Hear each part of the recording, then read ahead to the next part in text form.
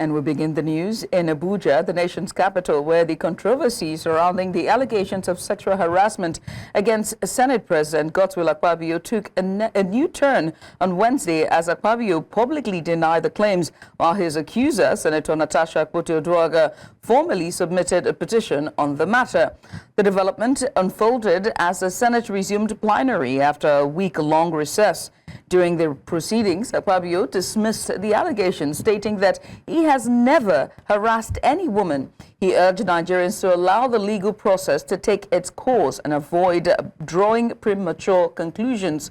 Shortly after his remarks, Senator Akpoti-Oduaghan, representing Kogi Central, invoked Senate Order 40 to officially submit a petition accusing the Senate President of sexual harassment and abuse of office.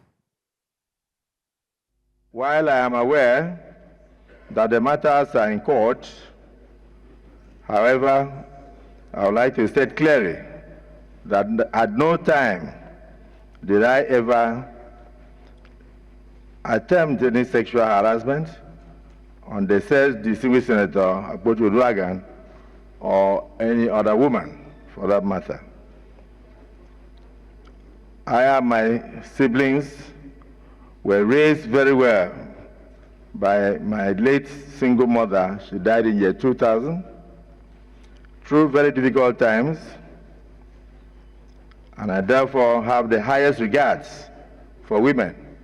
I also wish to state that I also have 4 beautiful daughters, so at no time will I ever harass any woman, and I've never done so. In addition, even as a state governor, I was awarded various awards. One of them was the one you wish to know, the most gender-friendly governor in Nigeria. I served between 2007 and 2015. I urge all Nigerians, particularly the media, and then, of course, the members of the social media, to await the court's decision. And please do not jump to conclusions on matters of mere allegations. Is in my name against the President of the Nigerian Senate, His Excellency Senator Godswill Akpabio, for sexual harassment, abuse of office, and malicious obstruction of my legislative functions. You may recall, sir, that on Friday in Arise TV, I did make some statements. And I have decided to narrow these statements in a formal petition against the President of this Senate. So if it may please you, I would humbly step forward and lay this petition. Thank you. You may proceed.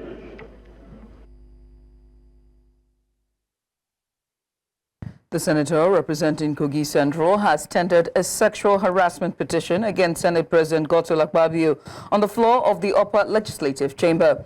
Rising under Order 40 of the Senate rules, Akpoti-Oduaghan said she had made some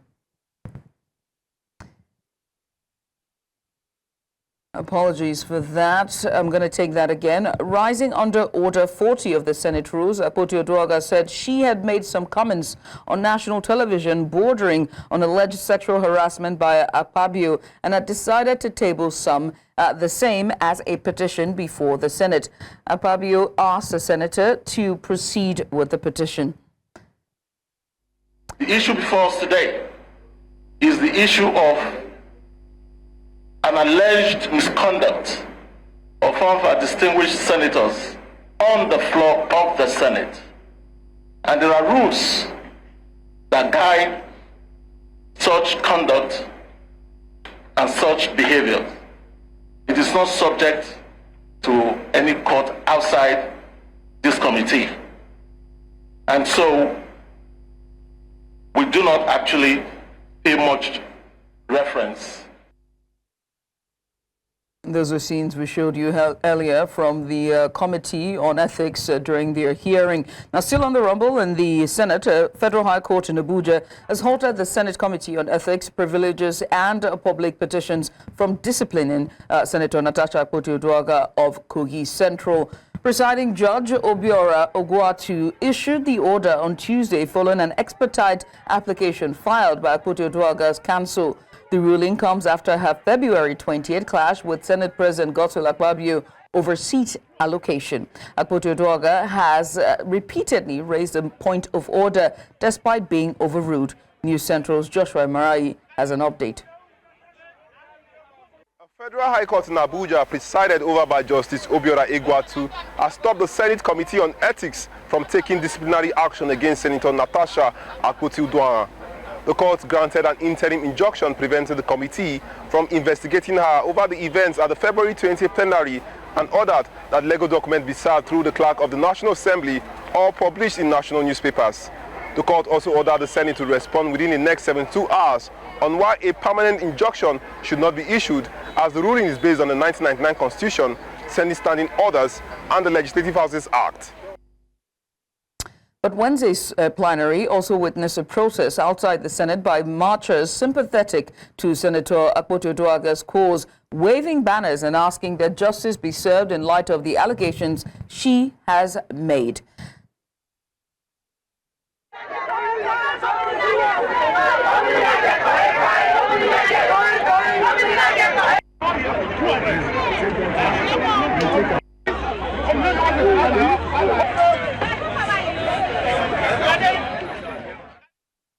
And now to Rivers State. The Rivers State government has said it has yet to receive any document on the Martin Amawale-led House of Assembly resolution following last Friday's Supreme Court judgment.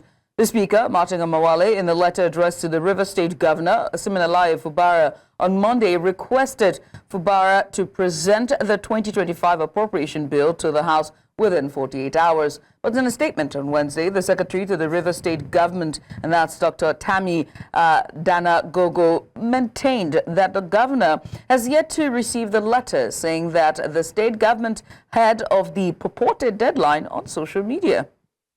The Kano State Governor, Abba Yusuf, has extolled the virtues of Abdulateef Abdusalam, a special assistant to the governor who recently passed away and served as a special advisor on Yoruba community affairs.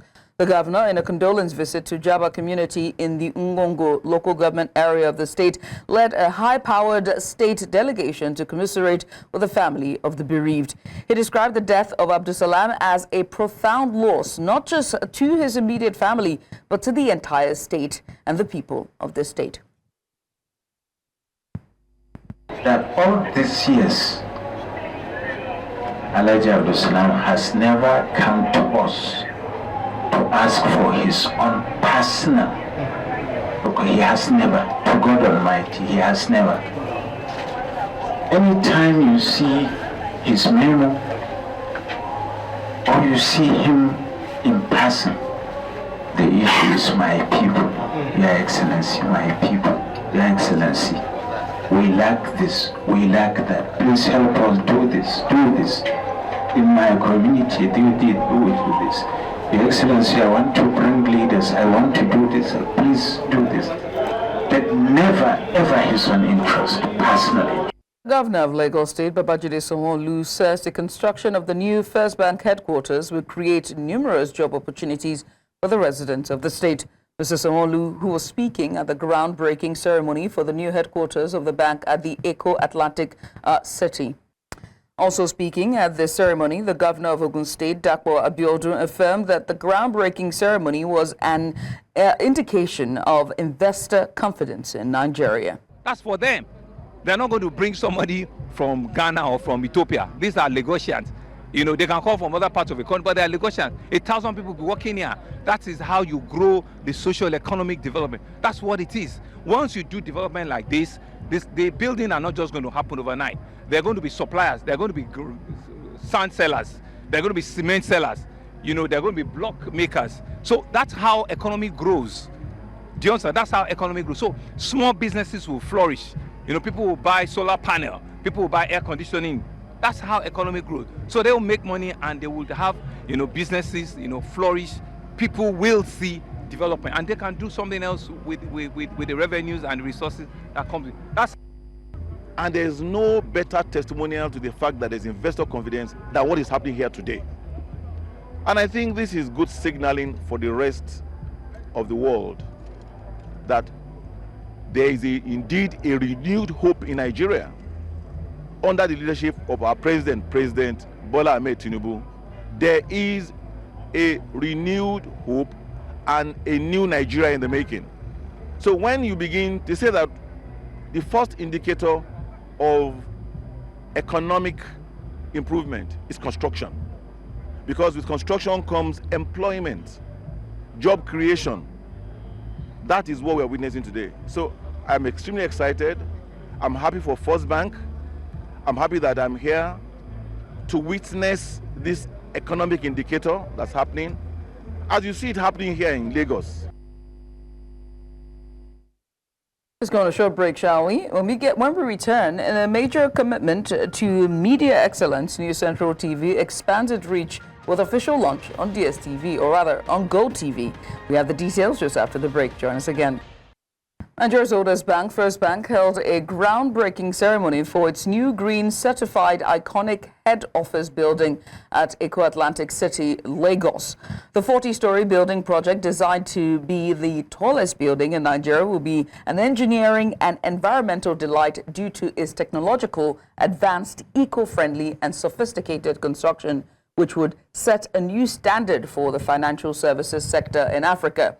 Speaking at the groundbreaking ceremony, the chairman of First Hold Call, Femi Otedola, emphasized that the project signifies the beginning of a transformative journey that reinforces First Bank's commitment to excellence, innovation, and customer satisfaction. The Vice President Kashim Shettima, who also attended the event, among other A-list dignitaries, expressed gratitude to First Bank for maintaining its role as a leading financial pillar in the nation's economy. Wonders continue to reaffirm my faith that Nigeria is indeed a great nation. To our dear customers and stakeholders of the bank, we must constantly remind ourselves that First Bank is and will continue to be a legacy to behold. We shall continue to invest in cutting-edge technology, vibrant human capital, strategic partnerships, and customer-centric innovations that will define banking globally, even as we deepen our footprints across Nigeria. Next phase of dominance in the financial services sector and efforts to contribute our own quota to the attainment of financial inclusion of all. Your Excellency, this is our own private jet. Thank you, ladies and gentlemen. God bless you all. Thank you.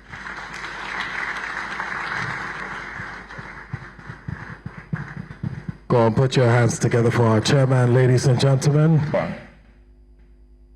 This tour is a symbol of our nation's progress and ambition. This tour will stand as a testament to our economic strength and vitality. The tour, which will be the tallest building in West Africa, at 40 floors upon completion, is a bold statement of confidence in our country's future. For 130 years, First Bank has been a pillar of our economy, empowering businesses, supporting families, and driving financial innovation.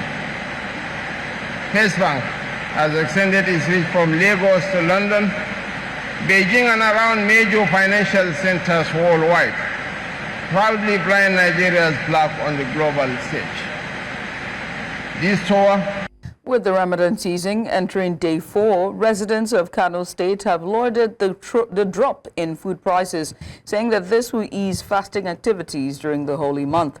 Speaking to News Central Television crew, some residents say that it is unprecedented and a welcome development. News Central's Emmanuel Bagudu tells us more. Singa Market, popularly called Kasuan Singa, in Sabangari area of Kano State. The market is known to be a beehive of activities, especially during Ramadan, due to the high demand for fruits and food produce. From locally made pastas, noodles to rice, beans and millet, these women say that for the first time during Ramadan, they are witnessing a drop in food prices such that even poor residents can now afford to buy. Gero, dawa, shinkafa duka dai yayi sauki wallahi ba kaman da ba gaskiya. A to ai da yanayin bara da na bana ba daya ne, bara karawa ake bana kuma rage ake. This trader, Kabiru Sabo, gives details of the various food items whose prices dropped significantly. An samu sauki mana ga kuma watannin baya ai 2500 ne da 600. Ya ka wannan farashi. Some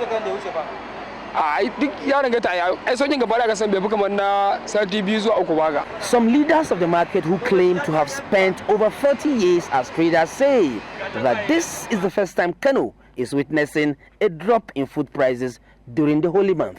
Kamar ni da nake dan gudanar da kasuwanci na a kasuwar Singa, kamar abin da ya danganci sukari da fulawa da shinkafa da taliya kusan su ne dai abin da za a ce kayan abinci. To babu abin da bai sauka ba a bana sabanin shekarar bara, domin bara dab da gabatowar azumin zuwa cikin azumin har bayan azumi an ma gama azumin amma kaya da ya dinga tashi bai sauka ba sai kusan dab da ƙarshen shekarar nan kayan suka fara sauka. To gaskiya alhamdulillah ni dai zan ce tunda nake cikin kasuwan nan ma ban taba ganin azumin da akai kayan abinci suke sakowa ba irin wannan, kuma ma iya cewa Allah ne ido bi bayansa, addu'o'in da ake ta yi Allah ya karba, tunda ba wanda zai ce ma ga wani abu da ya faru. Duk da dai wasu suna cewa wai saboda an buɗe boda ne, so nawa ana buɗe boda ana shigo da kayayyaki amma ba a samun sauki a lokacin azumin watan Ramadana. Amma kaga kuma sabanin haka yanzu an dan samu sauki, kowa yana cewa abubuwa da alhamdulillah. It's 27 days remaining to the end of the fasting period, and for citizens in Kano, their desire is to see that the reduction in food prices and commodities remains sustained for them to have a seamless holy month. In Kano, for News Central, I am Emmanuel. The General Officer commanding 3 Armored Division and Commander Operation Safe Haven, Major General Folonsho Oyinlola, has reiterated the commitment of his command in ensuring that the relative peace enjoyed in Plateau State is sustained. Major General Oyinlola is optimistic that the stakeholders' engagement in Boko's local government areas will foster a cordial relationship between herders and farmers in the next farming season. News Central's Chizoba Anyonwe completes this report. This is the first stakeholders engagement organized by the new GOC 3 Division and Commander Operation Safe Haven since assuming command on January 23rd as one of the major non-kinetic approaches to achieving peace in Plateau State.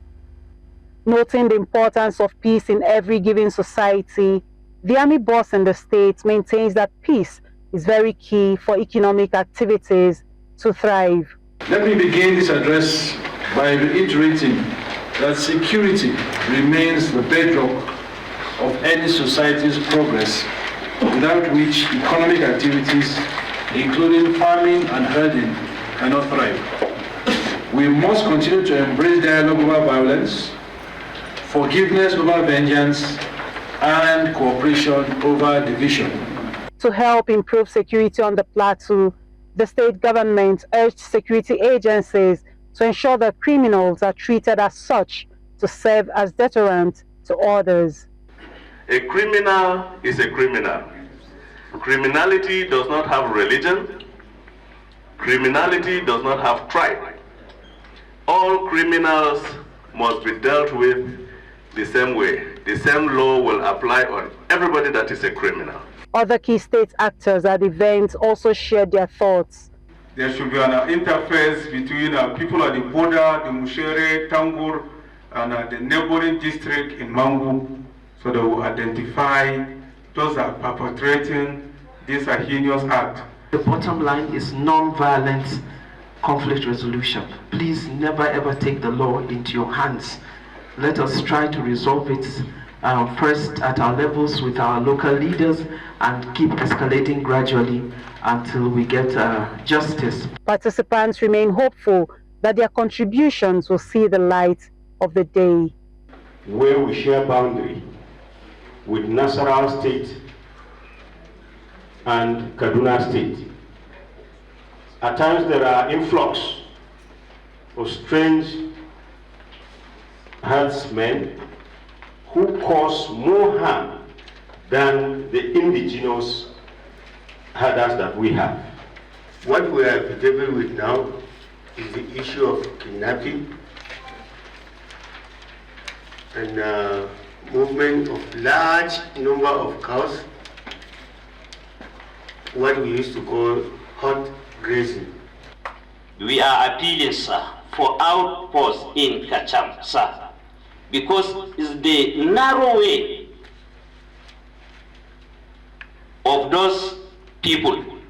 Rising from these engagements, one would expect that these farmers and herders here would heed the words of these stakeholders in ensuring continued peace in the state. From Bokos local government area of Plateau State for News Central, Chizoba Anyui. Lagos residents are bracing for a potential increase in electricity tariffs, a move that could have significant economic and social consequences.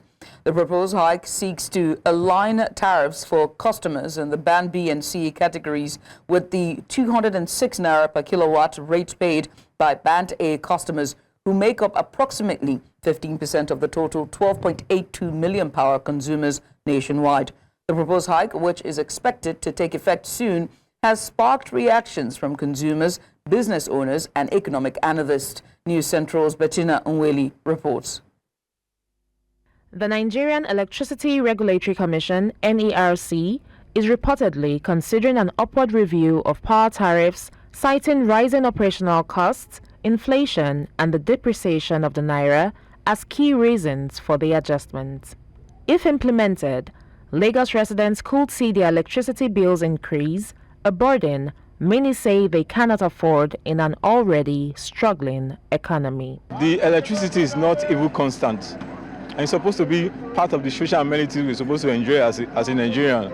And increasing it when you're not bringing it the way you ought to bring it is not fair on our own side as a citizen. Increasing the tariff now, I think is going to be unbearable for us to cope with presently. It's getting to a point whereby people will fix their lights in the night, remove it in the morning, or because they are trying to cut costs. So the increase is already killing. It's telling on the business, things are expensive, people are no longer finding it funny, people are dying, people are suffering, and the next thing the government to think about is increasing electricity. Saying that we are going to be experiencing a new hike, it's obviously going to affect cost of production. It's going to affect how we charge customers. So in that place, customers might have to draw back a bit sometimes, because when we offer them invoices and bills, they tend to want to haggle and all that, and then it affects how much business we also get. Small businesses, manufacturers, and households fear that this move will further escalate the cost of living, affecting productivity and livelihoods. Meanwhile, consumer rights groups and labor unions have called on the government to reconsider the decision, urging authorities to explore alternative ways of stabilizing the power sector without placing more financial strain on citizens. We have had enough of increases in the price of the bandwidth, and we don't want any further increase. Our electricity that is not enough for us, that we are generating that is not enough, we are giving to some other West African countries. Benin Republic, Togo, Ghana, you are giving them, and yet they are also generating on their own. Most of the time we just say they are owing us money. Why can't you give your own people? Let Nigerians enjoy. It is the one that should be left over that we should give to other countries. Why are we doing no money no kuno? As the debate continues, Lagos residents and businesses anxiously await an official announcement from NERC and electricity distribution companies. Will the government intervene to cushion the effects, or will consumers have to adjust to higher costs? In Lagos, for News Central, I am Bettina Nwili. The political landscape of the Lagos State House of Assembly has been tumultuous in recent weeks, marked by leadership tussle, impeachment drama, and swirling rumors about the future of Speaker Mudashiru Obasa. Lekon Onabanjo visited the Assembly complex at Lausa, Ikeja, and brings an update.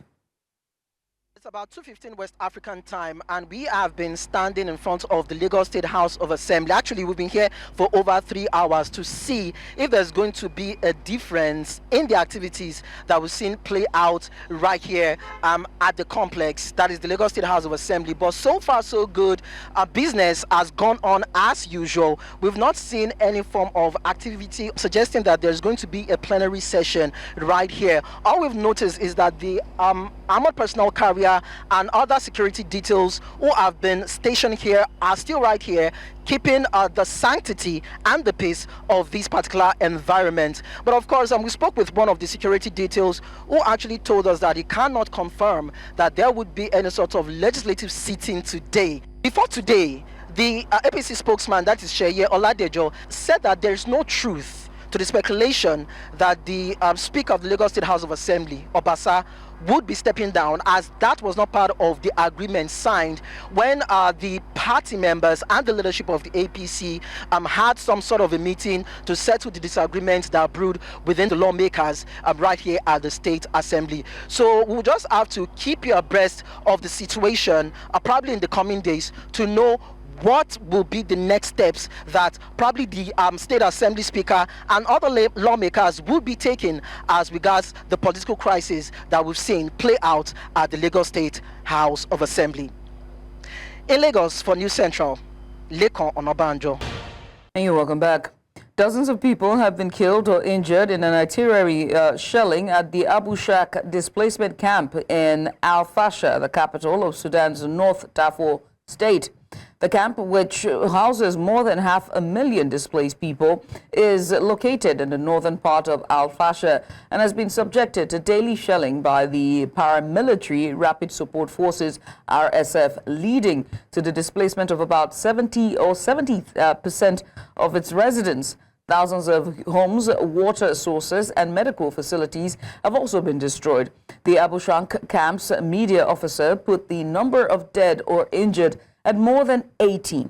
He said the shells struck the camp's main market, a crowded civilian area, as well as homes and shelters built by the displaced for protection. South Sudanese forces have arrested the petroleum minister and several senior military officials allied with First Vice President Riek Machar. Machar's spokesperson said on Wednesday, jeopardizing a peace deal that ended a 5-year civil war. The arrests follow intense fighting in recent weeks in the strategic northern town of Nasir between national forces and the White Army Militia, a loosely organized group mostly comprising armed Nur and Machar's ethnic group. The White Army fought alongside Machar's forces in the 2013-2018 civil war that pitted them against predominantly ethnic Dinka troops loyal to President Salva Kiir. Now, according to Machar's spokesperson, the petroleum minister, poet Kang Chol, who hails from Nasir, and the deputy head of the army were arrested, while other senior military officials allied with the opposition were placed under house arrest. Human Rights Watch have accused the Zambian government of enabling hazardous mining in the lead-contaminated town of Kabua, worsening severe health risks for children. The town, located 150 kilometers north of Lusaka, has remained one of the world's most polluted areas due to decades of lead and zinc mining. Despite the mine's closure in 1994, residents have continued to face high levels of toxic lead exposure from contaminated soil and dust.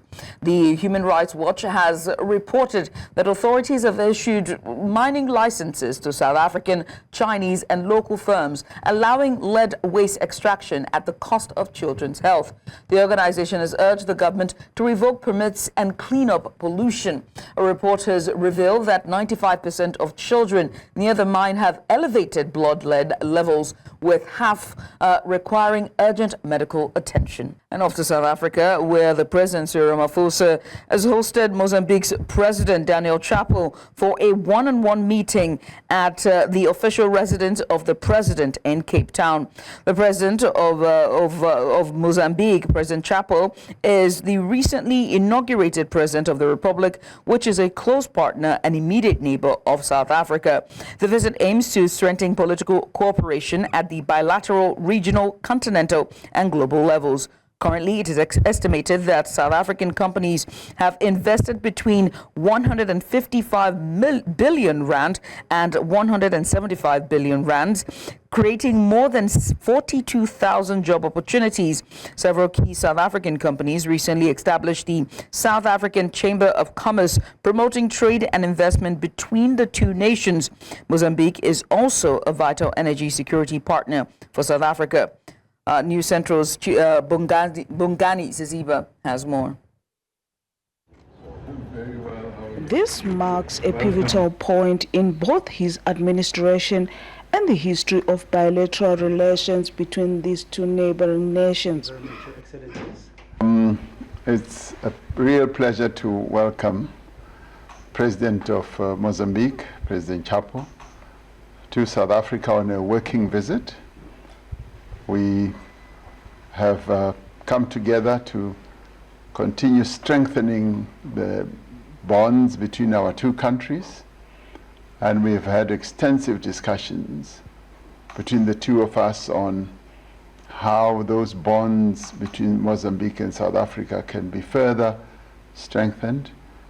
President Daniel Chapo's rise to power was marked by controversy, his election a battleground with protests shaking the streets of Maputo and the economy hanging by a thread. However, with a neighbor like South Africa with a shared history, it's time to strengthen bonds for the future. We are here to explain that our situation in Mozambique, political situation, is good. Now we are working.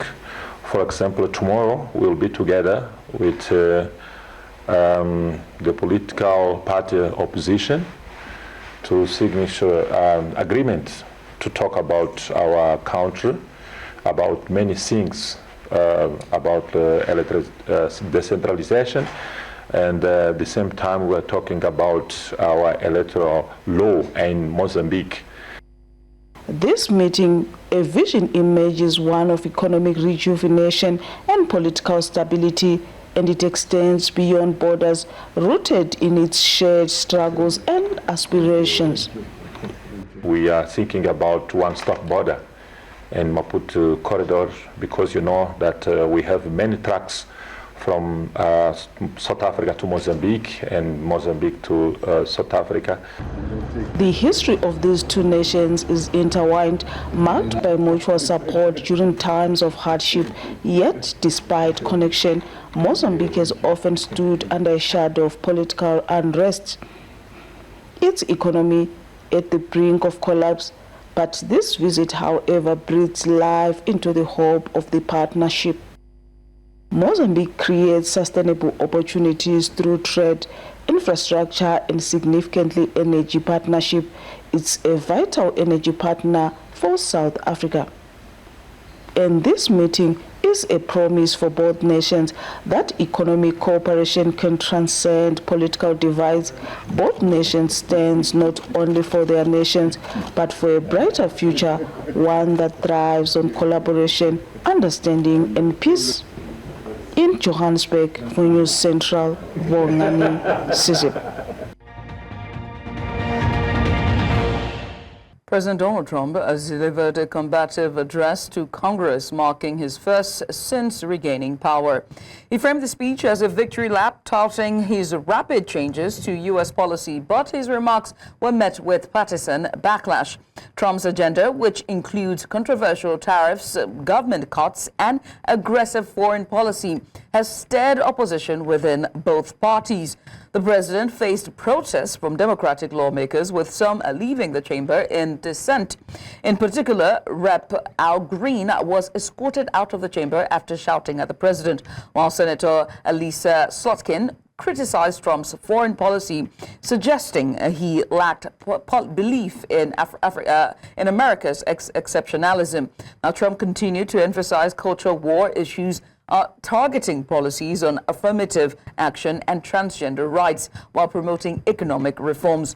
His proposed tariffs aimed at Mexico, Canada, and China are expected to shake markets and deepen divides. American jobs, they're about protecting the soul of our country.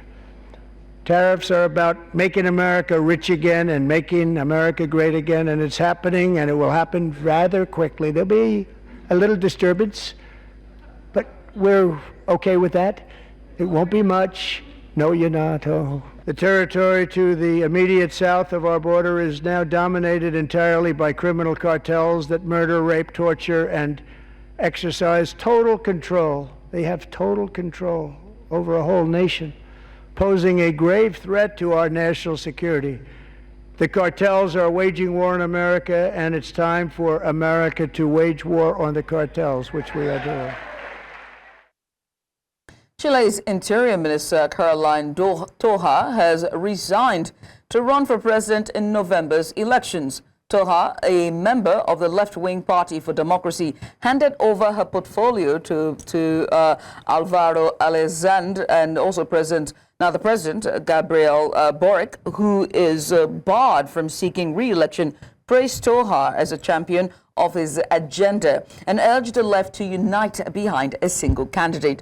Toja faces an uphill battle, with polls showing her in 6th place with only 3% of voting intentions. The frontrunner, Evelyn Bathier, has 26% support, while former president, and that's Michelle Bachelet, has just 18%. Reitero los agradecimientos, Carolina, al servicio que le has prestado al país. Mucha suerte y fuerza en los desafíos que vas a enfrentar. Uno de ellos, y que no enfrentarás sola, es darle continuidad a esta alianza y ampliarla. Y para ello es fundamental que nuestro sector tenga primarias que sean competitivas, que sean convocantes. Pero el compromiso que me ha tenido trabajando en este periodo es el mismo que me hace hoy día decidir asumir un desafío mayor. Me voy porque creo que me toca hacerlo, es lo que me corresponde a mí, me corresponde a mi generación también, y siento el deseo y siento la energía de entregar todo lo que tengo a nuestro país en esta etapa, con una responsabilidad aún mayor de la que he tenido en este tiempo. He estado en muchas luchas políticas en mi vida. Cuando he considerado que son importantes para el país, nunca me he restado.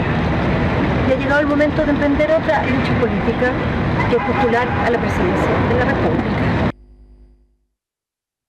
Gazian civil defense teams have begun exhuming bodies from temporary graves near Kamal Adwa Hospital in Bet Lahil. The operation aims to recover and identify Palestinians killed during the Israel-Hamas war. The civil defense officer, Matthias Ayob, he reported that 48 bodies were recovered on the first day and 10 more on the second day, with crews still working. The exhumation process is part of a wider effort to address the aftermath of the conflict. This discovery of mass graves in Gaza has raised concerns and sparked investigations. نقوم نحن كطواقم وكوادر جهاز دفاع مدني في محافظة الشمال بإطلاق حملة، وهي حملة إكرام الشهداء، من خلالها يتم نبش المقابر الجماعية والقبور الجماعية العشوائية التي أنشأها المواطنين في الحرب البرية الأخيرة على شمال قطاع غزة. من خلالها يتم النبش على القبور، منها المجهول ومنها المعلوم. بالأمس قمنا باليوم الأول تم انتشال ما يقارب 48 جثة من مقبرة محيط مستشفى كمال عدوان. اليوم الثاني حتى اللحظة تم انتشال 10 جثث، وما زالت كوادرنا وطاقمنا في الخلف تعمل على انتشال باقي الجثث. عشان جوزي مفقود له 5 شهور، وانا يعني ساكنه ورا كمال عدوان. كل ما باجي هون بيقولوا لا، بس امبارح سمعت على اخبار انه طلعوا جثث قاعدين. قلت بدي اجي اسال اشوف جوزي، يعني يكون موجود عندهم. الصليب بيقولوا مش موجود عندنا. A Russian court has sentenced British national James Scott Rhines Anderson to 19 years in prison for his involvement in Ukraine's offensive against Russian forces. Anderson, that is, he's 22 years old, by the way, was found guilty of terrorism and mercenary activity after being captured during combat in Russia's Tosk region last November. The court described Anderson's actions as part of a larger organized group, highlighting the damage he caused and the destabilization of local authorities. Anderson admitted to participating in the conflict for financial compensation. Foreign nationals fighting in Ukraine are typically classified as mercenaries by Russia, which denies them PAL protections under international law. Anderson's case underscores Russia's stance on foreign fighters engaged in the war.